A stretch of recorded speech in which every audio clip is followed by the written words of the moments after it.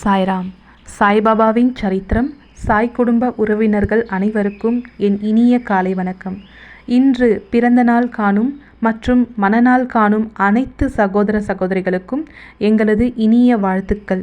நாம் நம் பிரார்த்தனைகள் மற்றும் வேண்டுதல்கள் பலிக்க நம் சாய்பாபாவின் பொற்பாதங்களில் நம் கோரிக்கைகளை தொடர்ந்து 48 நாட்கள் சங்கல்பம் செய்து கொண்டு பிரார்த்தனாஷ்டகம் செய்வோம். சாய்பாபாவின் ஆசிர்வாதங்களோடு நம் பிரார்த்தனைகள் மற்றும் வேண்டுதல்கள் நிறைவேறி சாய்பாபாவின் அருள்மழை பெற்று மகிழ்ச்சியோடு வாழ்வோம். ஓம் சாய்ராம். இன்று நம் சாய்பாபாவின் சத்திய வாக்கு. என் அன்பின் பிரியமே, ஒரு பொருளை உன் கையில் இருந்து நீ தொலைக்கும் பொழுது, உன் வாழ்க்கையில் இருந்து அதை இழக்கும் பொழுது நீ சொல்ல முடியாத அளவிற்கு அவதி உறுகின்றாய். துன்பங்களை சந்திக்கின்றாய், துயரத்தில் உழல்கின்றாய். நான் இதை இழந்து விட்டேனே என்று கதறுகின்றாய்.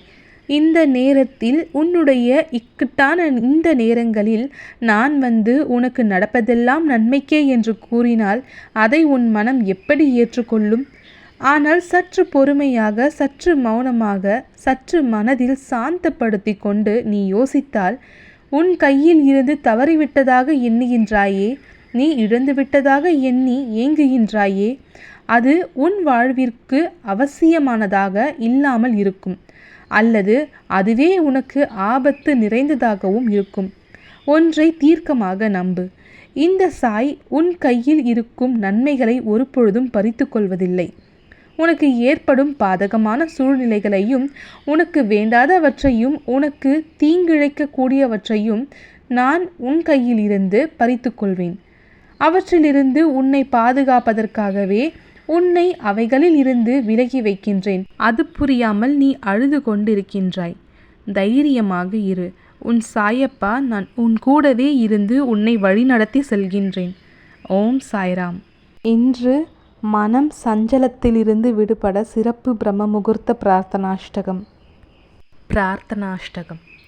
சாந்தமான மனமுடையவரே, சிறந்த அறிவுடையவரே, சாய்நாதா, அருள் நிறைந்தவரே, கருணை கடலே, சத்திய ஸ்வரூபமானவரே, மாயையாகிய இருளை அழிப்பவரே, ஜாதி மதங்களுக்கு அப்பாற்பட்டவரே, சாதனையின் முடிவை அடைந்தவரே, எண்ணங்களுக்கு அப்பாற்பட்டவரே, கருணைக்கு உறைவிடமே, ஷீரடி கிராமத்தில் உறைபவரே, ஓ சாய்நாதா, என்னை காப்பாற்றும், என்னை காப்பாற்றும். ஞானமாகிய கதிரவனே, ஞானத்தை அளிப்பவரே, எல்லாவித நன்மைகளையும் செய்பவரே, பக்தர்களின் இதயத்தில் உலவும் அன்னமே, உமது பாதங்களை அடைந்தவரை காப்பவரே, சிருஷ்டி செய்யும் பிரம்மா நீ, காக்கும் தெய்வமான லக்ஷ்மியின் கணவன் விஷ்ணுவும் நீயே, உண்மையில் உலகங்களையும் லயமடையச் செய்யும் ருத்ரனும் நீயே.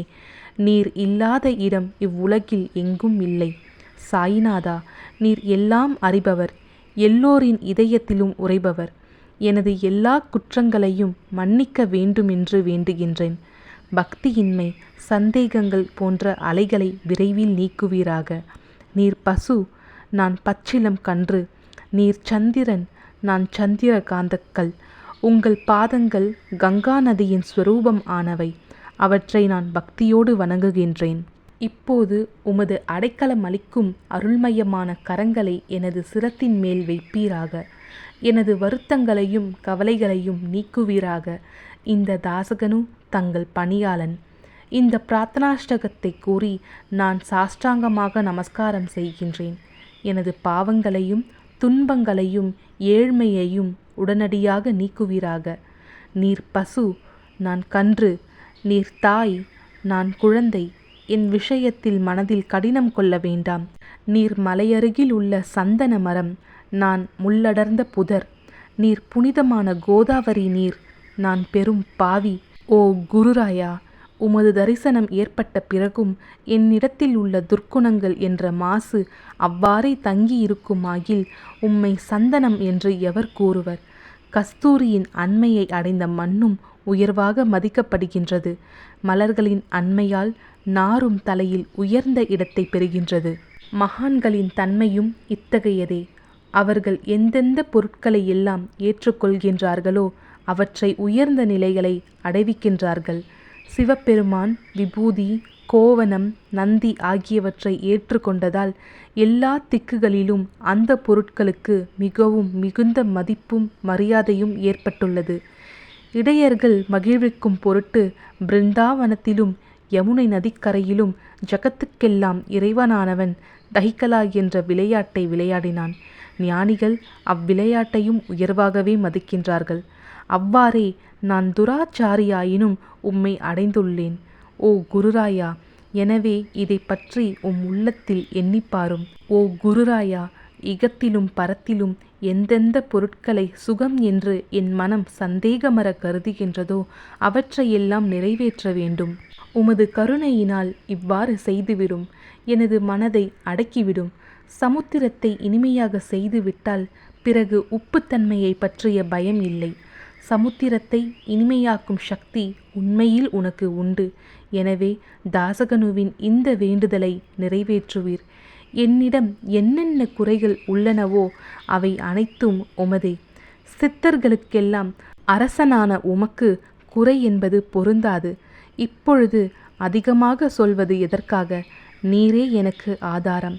தாயினுடைய இடுப்பில் உள்ள குழந்தை இயல்பாகவே பயமுற்று இருக்கின்றது. ஓ மகாராஜா, இந்த துதியை எவரெவர் அன்புடன் படிக்கின்றார்களோ அவர்களுடைய விருப்பங்கள் நிறைவேற்றுவீர். இந்த துதியை படிப்பவர்களின் 3 வித தாபங்களும் 1 ஆண்டுக்குள் விலகிவிடும் என்பதே இந்த துதியின் மேல் உமது நிரந்தரமான அருளாசியாக இருக்கட்டும். ஸ்நானம் முதலியவற்றை செய்து முடித்த பின், சுத்தமாக ஆன பின், உங்களது மனதில் சுத்தமான பக்தியோடு தினமும் இந்த துதியை படிக்கவும். இவ்வாறு செய்ய முடியாவிட்டால் ஒவ்வொரு வியாழக்கிழமை அன்றும் மனதில் சத்குரு மூர்த்தியை இருத்தி படிக்கவும். அதுவும் கூட இயலாவிடில் ஏகாதசி தோறும் அதன் விளைவுகளை பார்ப்பதற்காக இந்த துதியை படியுங்கள். துதியை படிப்பவர்களுக்கு இறுதி கணக்கில் உயர்ந்த நிலையை குருமூர்த்தி அளிப்பார்.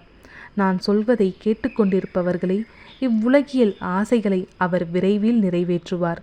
இந்த துதியை பாராயணம் செய்வதால், மீண்டும் மீண்டும் படிப்பதால் முட்டாள்கள் அறிவாளிகள் ஆவார்கள். எவருக்காயினும் வாழ்நாள் குறைவாக இருப்பின் அவர்கள் இதை படிப்பதால் 100 ஆண்டு ஆயுள் உள்ளவர்கள் ஆவார்கள். இந்த துதியை படிப்பதால் செல்வத்திற்கு குறைவு இருந்தால் குபேரன் அவர்களது இல்லத்திற்கு வந்து பணி செய்வான். இது சத்தியம், இது சத்தியம், இது சத்தியம் என்று மும்முறை உரைக்கின்றேன். சந்ததி அற்றவர்களுக்கு இந்த துதியை படிப்பதால் குழந்தை செல்வம் கிட்டும். இதனை படிப்பவர்களின் ரோகங்கள் முற்றிலும் நீங்கிவிடும்.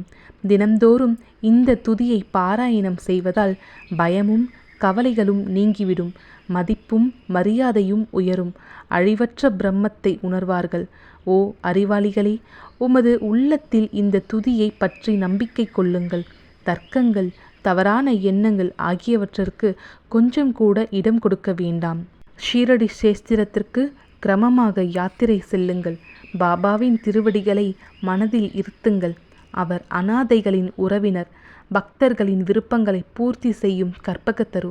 அவருடைய பிரேமையினாலேயே இந்த துதியை எழுதினேன்.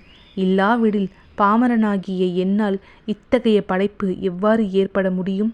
சக ஆண்டு 1918 ஆண்டில் பாத்ர பதமாதம் சுத்த பக்ஷத்தில் கணேச சதுர்த்தி திதி அன்று திங்கட்கிழமை 2வது பிரகாரத்தில் புனிதமான நர்மதா நதி தீரத்தில் மகேஸ்வரர் என்ற க்ஷேத்திரத்தில் ஸ்ரீ அகல்யா தேவியின் சன்னதியில் ஸ்ரீ சாயிநாத ஸ்தவன மஞ்சரி நிறைவடைந்தது. மகேஸ்வரம் என்ற புகழ்பெற்ற க்ஷேத்திரத்தில் இந்த துதி நிறைவடைந்தது. ஸ்ரீ சாயிநாதர் என் மனதுட்புகுந்து ஒவ்வொரு பதத்தையும் என்னை கூற வைத்தார். தாமோதரன் என்ற சீடன் இந்த துதியை எழுதினான். தாசகனுவாகிய நான் எல்லா மகான்களுக்கும் பணியாள். ஸ்ரீ சாயிநாத ஸ்தவன மஞ்சரி சம்சார சாகரத்தை கடக்க உதவட்டும். ஓ பாண்டுரங்கா, இதுவே தாசகனுவின் பக்தி மிகுந்த பிரார்த்தனை. மங்களம், சுபமங்கலம். ஸ்ரீ சச்சிதானந்த சமர்த்த சத்குரு ஸ்ரீ சாய்நாத் மகராஜ் கி ஜெய். ஓம் சாய்ராம்.